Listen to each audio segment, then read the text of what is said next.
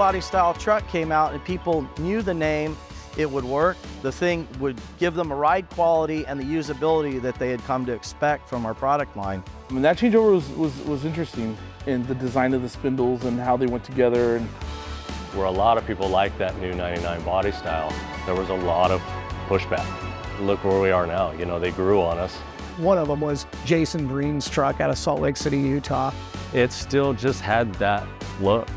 In terms of the product offerings at the time, I think we only had the Nitro Drop 2 shocks.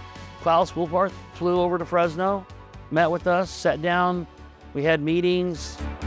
I not only will build shocks for you, but I will give you the North American distributorship of KW Automotive. So Jim Farrow, they were kind of like pondered, and Rich Hedrick was kind of like, well, you know, we should really concentrate about Belltech. Long story short, they took forever to make a decision. They have a lot of involvement in the racing community, manufacturing high-end coilovers for mostly European cars.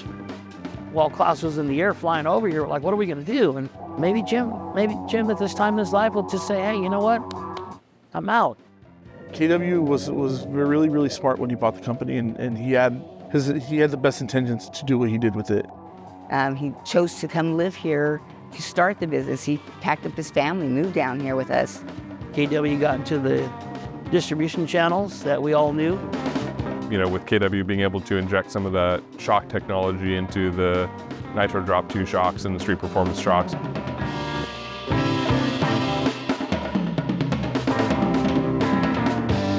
The 2009 recession started earlier in the aftermarket world. It was difficult. We bit the bullet and kind of did that whole grind to get through it.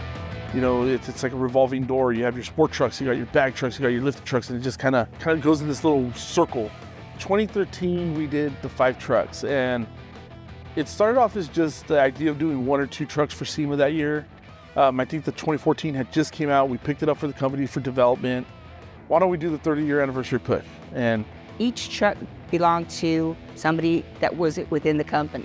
Set up as you walked into SEMA, they were placed in front. It was really neat. Building 5 trucks for the SEMA show this year, celebrating our 30th year anniversary. Building a 1973 Chevy C10, painted Victory Red.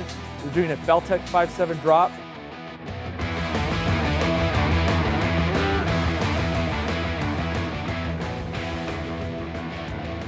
Those shots at the Red Rock cruising through Vegas were amazing. We got kicked out of Red Rock for that. Late 2014, we being in the performance field, we need something performance-oriented for trucks. The Variant 3 damper was ride quality on the racetrack, and with ride quality comes better handling characteristics, grip. So when they brought that to the street, it just made sense. Having the right shock, spring package, you know, all that stuff, it all factors into the finished ride quality of the truck. When you provide that type of control, you don't have to force high spring rates on the trucks. That concept was new to the truck world. So when we did the performance stuff, we did a couple things with the truck and throwdown. We had the Silverado out there, and then we had another F-150. It was awesome to see their faces when they were like, what else have you done to the truck? Nothing but suspension. Whatever coilover kit we do, it's comfortable enough to drive during the day, but you can turn a couple clicks and you can take it for a weekend and have a good time. Well, originally we were doing nothing but lowering spindles, but now we're doing lifting stuff, and everything that applies to it is fun. We get at least 30 or so spindles per day if you stay on it 100%.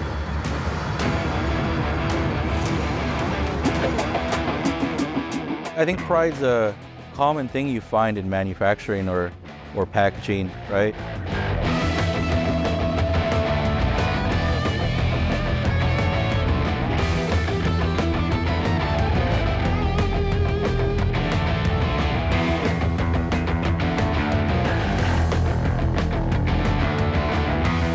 Just getting bigger and stronger. Really cool sway bar kits and stuff like that would increase the stability of the trucks, and coilover kits, and that really took off. So me and my team are directly responsible for motorsports and custom suspension applications that we do here, such as Cameron Bishop's C10, which actually features KW V4 technology that we thought would be a great opportunity to include in our Belltech line of stuff. It's a 1972 C10, big window cab, but the body of the truck is all steel. I made that here in-house. It was kind of my first time really taking on like building a bedside from scratch. I've always enjoyed race cars, so I was looking for somebody that could build me a coilover that utilizes like a C6 lower than just a traditional eyelet upper. And it was kind of a natural phone call to make to Belltech and everyone over at KW and kind of their whole competition department. And when Cameron first reached out to me, you know, we were kind of talking and he was going over his build, and we actually were able to pull some of the racing technology from KW and utilize that on his truck. We had to really kind of start from scratch.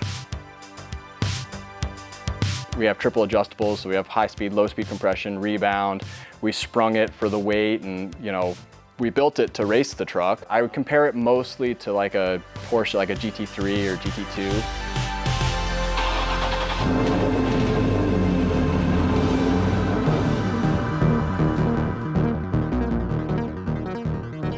I'm moving forward as far as technology and trying to offer the latest and greatest. New challenges for sure.